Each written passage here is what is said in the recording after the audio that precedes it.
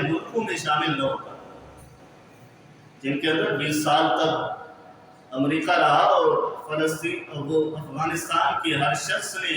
اپنے اوپر جہاد کے حصے کو لازم قرار دیا تھا۔ وہاں پر فوج نہیں تھی، ہر شخص پر یہ لازم تھا کہ جہاد کرنا۔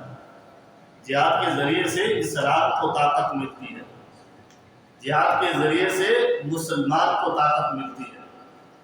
اور آج کے اس دور میں جہاد کا نام لینا بھی ہمارے لیے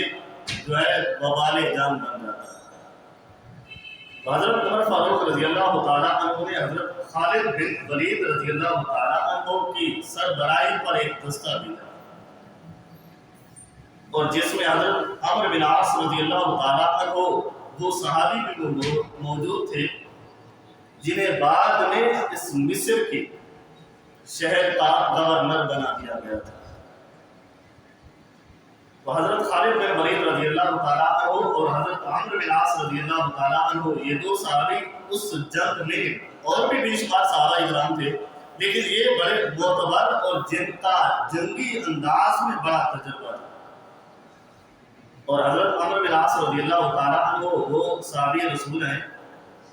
جو اسلام کے خلاف بھی انہوں نے جنگیں لڑی تھی جب انہوں نے اسلام قبول نہیں کیا تھا۔ پھر فتح مکہ کے دن یہ اسلام لائے تھے، تو پھر اس کے بعد جتنی بھی جنگیں ہوئی تھی ان میں حضرت عمرو بن عاص رضی اللہ تعالیٰ عنہ ہر جنگ میں لازمی طور پر شریک ہوتے، اور صحابہ کرام جنگ کے انداز سے ان سے بڑا مشورہ لیا تھا، ان کے پاس بڑا تجربہ تھا جنگ کا۔ اور اگر اسلام نہیں لائے تھے تو بھی یہ جرنیل تھے، جب اسلام لائے تو حضرت عمرو بن عاص رضی اللہ تعالیٰ عنہ اس کے بعد بھی میرے محبوب نے انہیں جرنیل کا عہدہ عطا فرمایا۔ تو راستے میں چلتے ہوئے کیسر کے علاقے پر جانا تھا، ایک ملک تھا کیسر و کسریٰ جسے کہا جاتا تھا۔ جیسے آج کے اس دور میں امریکہ سپر پاور ہے، تو اس دور میں کیسر و کسریٰ ایک سپر پاور کے طور پر پوری دنیا میں رونما تھی۔ آگے ایک دریا تھا جسے دریائے دجلہ کہا جاتا ہے، تو اسے کراس کرنے کے لیے کشتیاں بھی موجود نہیں تھی، کوئی چیز بھی موجود نہیں تھی، تو لیکن ہر صحابی کے دل کے اندر جذبہ جہاد اس قدر تھا، تو حضرت خالد بن ولید رضی اللہ تعالیٰ عنہ نے اس وقت یہ اعلان کیا تھا کہ اے دریا، اگر تم چاہتا ہے، اگر اللہ کے حکم سے چلتا ہے، تو آج تجھے ہم اپنے نبی کا وسیلہ بھی دیتے ہیں، اور حضرت عمر فاروق رضی اللہ تعالیٰ عنہ کے عدل و انصاف کا وسیلہ بھی دیتے ہیں، ہمارے لیے راستہ ہموار کرتے۔ حضرت عمر فاروق رضی اللہ تعالیٰ عنہ کے عدل و انصاف کا وسیلہ دیا جا رہا ہے، اور وہ صحابہ کرام تھے جو عدل و انصاف کے وسیلے کے قائل تھے، وسیلہ دیا کرتے تھے۔ تو آج کے بھی اس دور میں نیک بندوں کا اللہ کی بارگاہ میں وسیلہ دینا جائز ہے، جس طرح صحابہ کرام ایک دریا کے پاس کھڑے ہو کر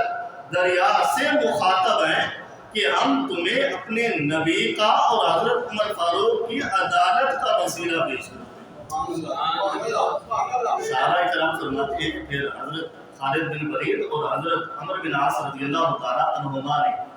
ہمیں حکم دیا کہ اس پر اپنے گھوڑوں کو ڈال دو۔ کہتے ہیں کہ ہم جب دریائے دجلہ پر اپنے گھوڑوں کو ڈالا تو یوں محسوس ہوتا تھا ہم دریا پر نہیں، جس طرح مٹی پر چلتے ہیں تو ہمارے گھوڑے اس انداز سے اس دریا کو کراس کرتے ہیں۔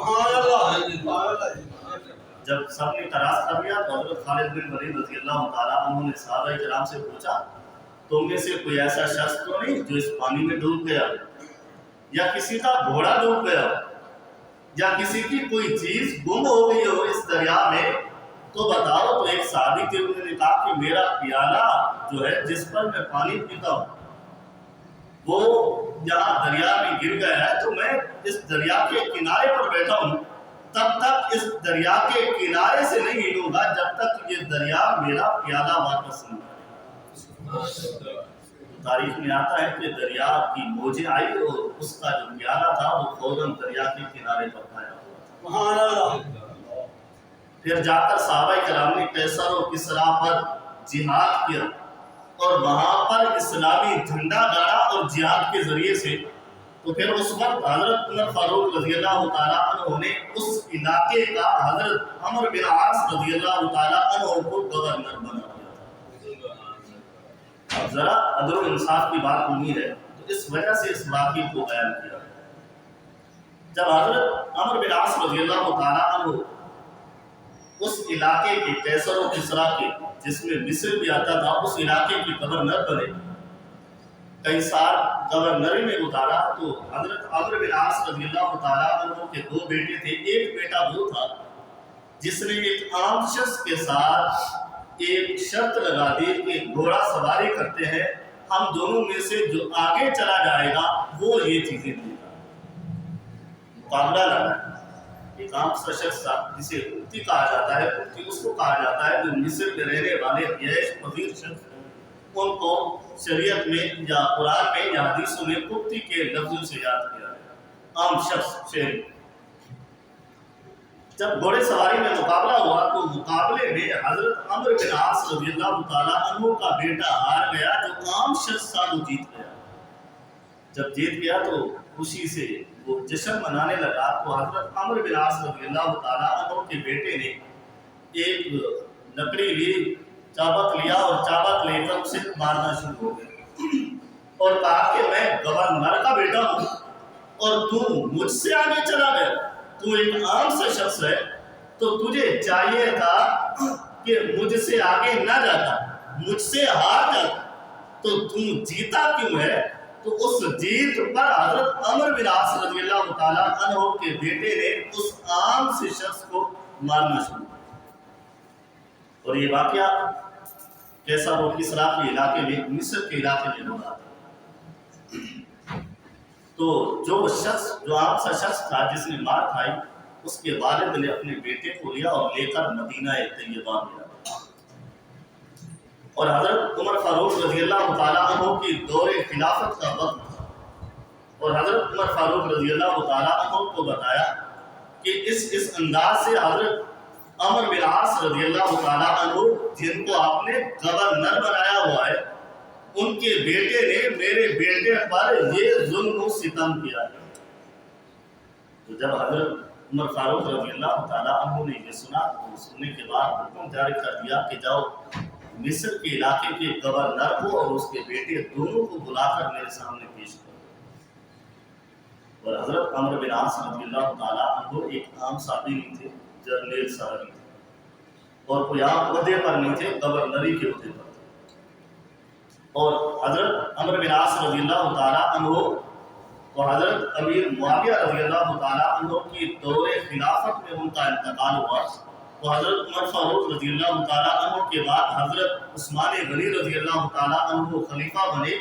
تو انہوں نے بھی حضرت عمرو بن عاص رضی اللہ تعالیٰ عنہ کے لیے بے شمار عہدے جو تھے ان کے منہ کھول کر رکھے ہوئے۔ حضرت علی المرتضیٰ شیخ خدا رضی اللہ تعالیٰ عنہ کے دور پر بھی آپ بڑے عہدوں پر فائز رہے۔ جب یہ دونوں باپ اور بیٹا حضرت عمر فاروق رضی اللہ تعالیٰ عنہ کے سامنے آئے، تو حضرت عمر فاروق رضی اللہ تعالیٰ عنہ نے اس عام سے لڑکے کو، عام سے شہری کو بلایا اور بلا کر اسے لکڑی دی اور کہا کہ جتنا اس نے تیرے اوپر ظلم و ستم کیا ہے اس کا بدلہ میری آنکھوں کے سامنے لے۔ اور وہ شخص حضرت عمرو بن عاص رضی اللہ تعالیٰ عنہ کے بیٹے کو حضرت عمرو بن عاص رضی اللہ تعالیٰ عنہ کے آنکھوں کے سامنے مارنا شروع ہوتا ہے۔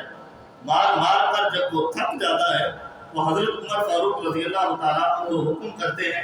کہ بیٹے کو مارا ہے، اگر تم باپ کو بھی مارنا چاہو تو میرے لیے تیرے ساتھ حکم جاری ہوتا ہے، پھر بھی میں تیرے ساتھ ہوں۔ یہ کہ حضرت عمرو بن عاص رضی اللہ تعالیٰ عنہ کا وہاں پر قصور نہیں تھا، کوئی وجہ نہیں تھی، تو حضرت عمر فاروق رضی اللہ تعالیٰ عنہ نے فرمایا کہ اگر تو حضرت عمرو بن عاص کو بھی مارنا چاہتا ہے تو مار لے۔ اس نے کہا کہ نہیں، اس کے بیٹے نے میرے اوپر ظلم کیا تھا، میں اس ظلم کا بدلہ لے چکا ہوں، میں اس کے باپ پر ظلم نہیں کرنا چاہتا۔ تو میرا حضرت عمر فاروق رضی اللہ تعالیٰ عنہ نے حضرت عمرو بن عاص رضی اللہ تعالیٰ عنہ کو فرمایا، اے عمرو، میں نے تمہیں مصر کے شہر کا گورنر بنا کر بھیجا ہے،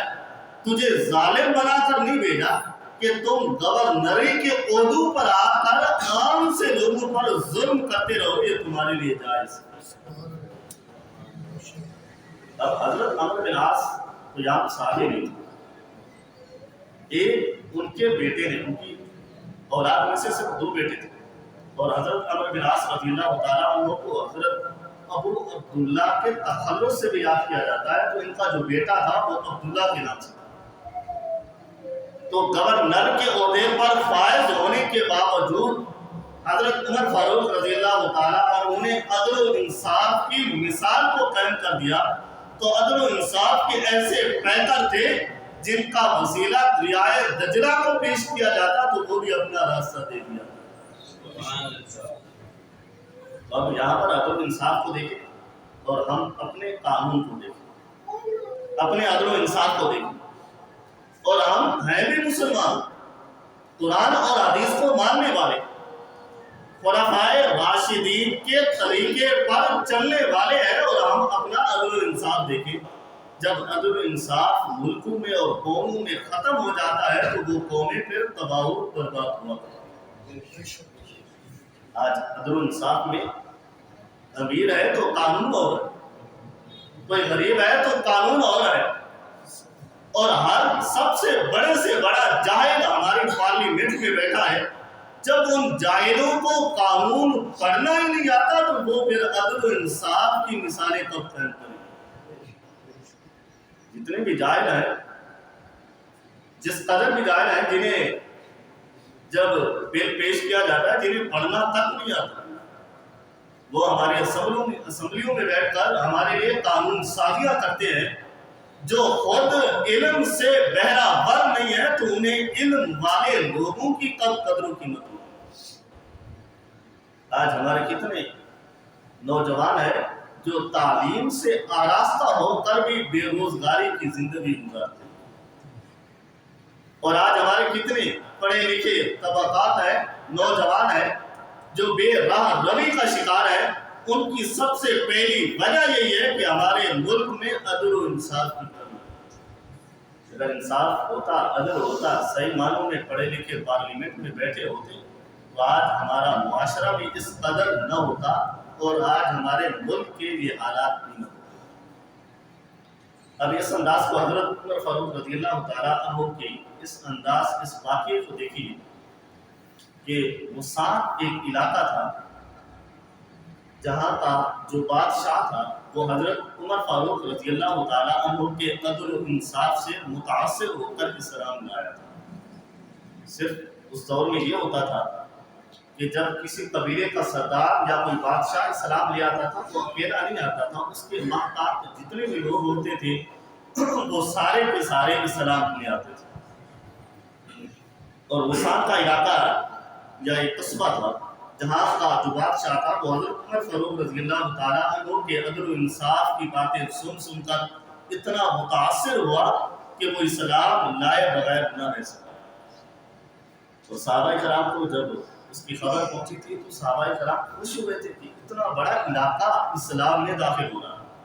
اور اتنا بڑا بادشاہ بھی مسلمان ہو رہا، اور وہ سارا کا سارا قافلہ حضرت عمر فاروق رضی اللہ تعالیٰ عنہ کی خدمت میں حاضر ہوا اور سب نے کلمہ طیبہ پڑھ کر اسلام قبول کیا۔ تو کچھ دن بعد حج کا مہینہ آنا تھا، تو حضرت عمر فاروق رضی اللہ تعالیٰ عنہ اور باقی بھی جتنے صحابہ کرام تھے حج کے لیے روانہ ہوئے۔ تو یہ غسان کے علاقے کا بادشاہ جس کا نام جبیلہ تھا وہ بھی حج کرنے کے لیے چل پڑا۔ دوران طواف ایک دیاتی شخص تھا، اس کا پاؤں اس کی تہمت اس کی چادر پر لگ گیا، پڑا تو یہ تھوڑا سا تکلیف ہوئی تو اس نے اس دیاتی شخص کو مکہ مارا جس سے اس کے ناک کی ہڈی ٹوٹ گئی تھی۔ تو وہ دیاتی شخص اس بادشاہ کے مقابلے میں آ گیا۔ عدل و انصاف دیکھنا ہے، جیسے آج ہمارے ملک میں عدل و انصاف ہے تو ہم مسلمان ہو کر حضرت عمر فاروق رضی اللہ تعالیٰ عنہ کی سیرت پر عمل کرنے والے، ان کا نام لینے والے، آج ہمارے حالات کیسے ہیں اور حضرت عمر فاروق رضی اللہ تعالیٰ عنہ کا عدل و انصاف کس انداز سے تھا۔ وہ دیہاتی شخص حضرت عمر فاروق رضی اللہ تعالیٰ عنہ کے پاس چلا گیا اور جا کر کہا کہ فلاں شخص ہے، فلاں علاقے کا بادشاہ ہے، غسان کے علاقے کا بادشاہ ہے، جس کے تہمت پر میرا پاؤں غلطی سے جا کر پڑا اور اسے تکلیف پہنچی، اور اس تکلیف کی بنیاد پر اس نے میرے منہ پر، میرے ناک پر مکہ مارا جس کی ہڈی ٹوٹی۔ تو حضرت عمر فاروق رضی اللہ تعالیٰ عنہ نے یہ نہیں دیکھا کہ فلاں علاقے کا بادشاہ، اور یہ نہیں دیکھا کہ کیس لے آنے والا ایک غریب شخص ہے، اس کی کوئی وقت ہی نہیں ہے، طاقت ہی نہیں ہے، بلکہ حضرت عمر فاروق رضی اللہ تعالیٰ عنہ نے عدل و انصاف کو دیکھا، اور عدل و انصاف کو قائم کرتے ہوئے آپ نے اس غسان کے علاقے کے بادشاہ کو بلایا اور بلا کر سامنے کھڑا اور کہا یا تو اس کو راضی کرو قصاص کے لیے، قصاص کے انداز سے، دیت کے لحاظ سے، یا تو پھر تیار ہو جاؤ، جس طرح تم نے اس کے ناک کی ہڈی کو توڑا ہے اسی طرح تیرے چہرے میں جو ناک ہے اس کی ہڈی کو بھی توڑ دیا جائے۔ وقت کا بادشاہ ہے اور وہ اکیلا اسلام نہیں لایا، اس کے ساتھ درجنوں، سینکڑوں، ہزاروں کی تعداد میں اسلام لا چکے۔ اب اگر ایک شخص پھر جاتا اسلام سے تو صرف فرد واحد اسلام سے نہیں پھرتا تھا، بلکہ ان کا پورا قبیلہ، پورا علاقہ اسلام سے پھر جاتا۔ حضرت عثمان غنی، حضرت عمر فاروق رضی اللہ تعالیٰ عنہ نے اس کی پرواہ نہیں کی کہ یہ بادشاہ ہے، اگر اسلام سے پھر گیا تو یہ پورے کا پورا قبیلہ اسلام سے، دائرے اسلام سے خارج ہو جائے گا، مرتد ہو جائے گا، نہیں،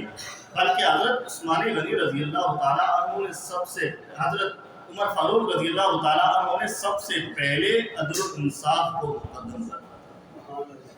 عدل و انصاف کو پہلے رکھا۔